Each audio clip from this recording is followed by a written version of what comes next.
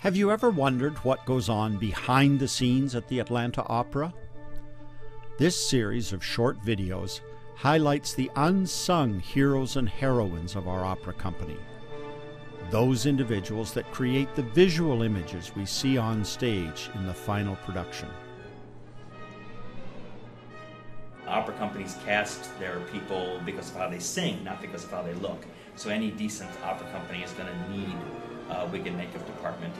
In this segment, we see just how the wigs and makeup department works its magic. My name is Rick Jarvie, and I'm going to be the head of wigs and makeup on this particular production, Flying Dutchman. But this is my third show with the Atlanta Opera. I'm very happy to be back.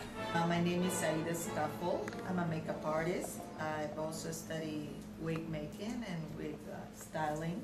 Started in Lima, Peru, working with a great makeup artist, Rosy Salinas, who studied in the BBC. I've been doing this for about 25 years. Good evening, ladies and gentlemen. The call is 1 hour. This is your 1 hour call to places, please. I've been with the Atlanta Opera for 5 years. Dutchman productions vary so greatly. It can be very simple or it can be very complicated. This production we're hoping to use as little in the way of wigs for the chorus as possible. The wigs that you see out here right now are what we're going to use to put on the ghost sailors. So they're supposed to be sort of scraggly and otherworldly. Most of the time, the director will speak with the designer.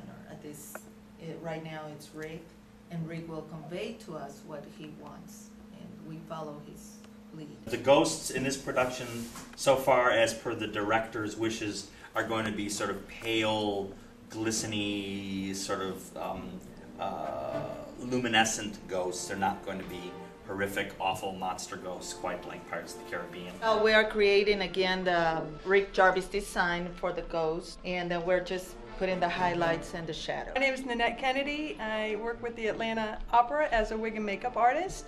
Now I am preparing one of the ghosts. My name is Charles Swint, and I'm one of the super ghosts in the Flying Dutchman. Actually pulling double duty this time. I work as the audience development manager for the Atlanta Opera full-time.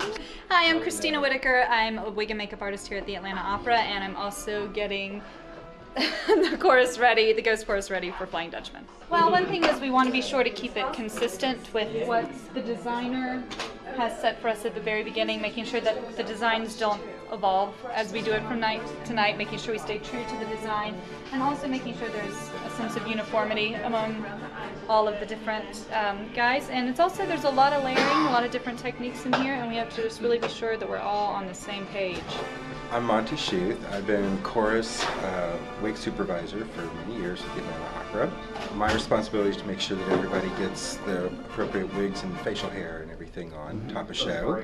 Now, a lot of the wigs that we use for the opera are what's called a lace front wig, and see how this front is all hand tied so that the hairlines look very natural.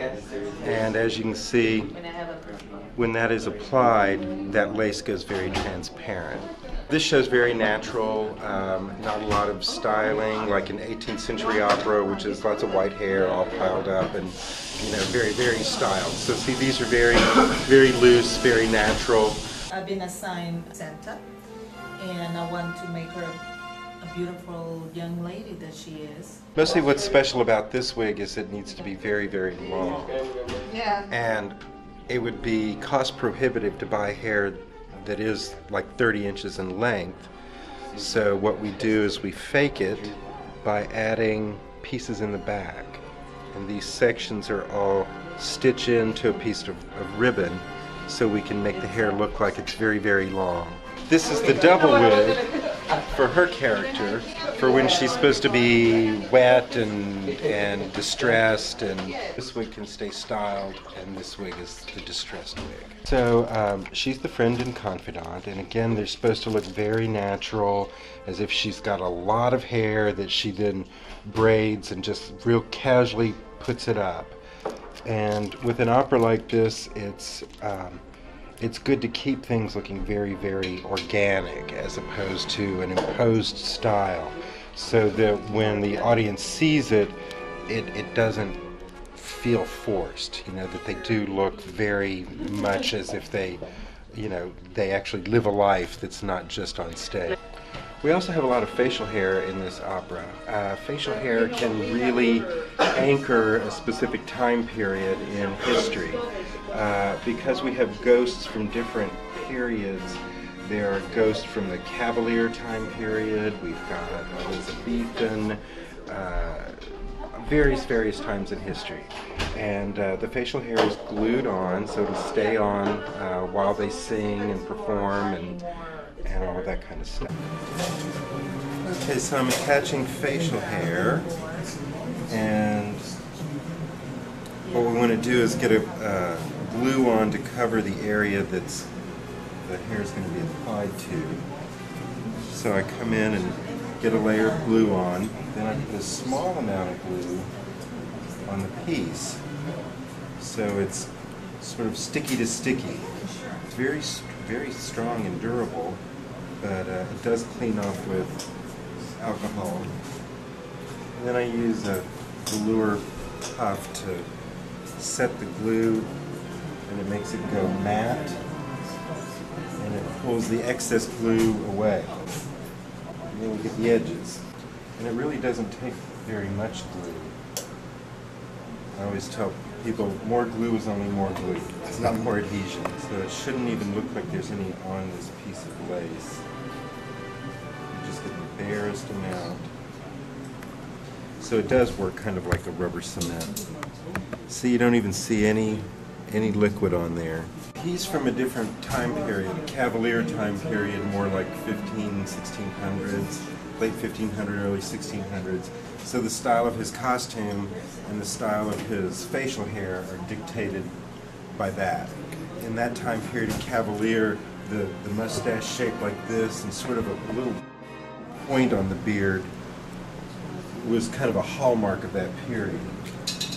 and very long kind of Goya-esque hair. Glue, but I can also pin them usually and keep them on real good and tight. Okay. Alright, so now I've got a little band on him. You're good. Yes. Thank you. Okay, now for this gentleman, I can pretty much pin the wig on. If I don't have to use glue, I don't use glue because it's hard on the skin. Rick Jarvie, the designer, just put this front, it's a new front on the wig, and he likes to leave as much lace as possible. And because this character is primarily like in the dark and stuff, this margin of lace won't show.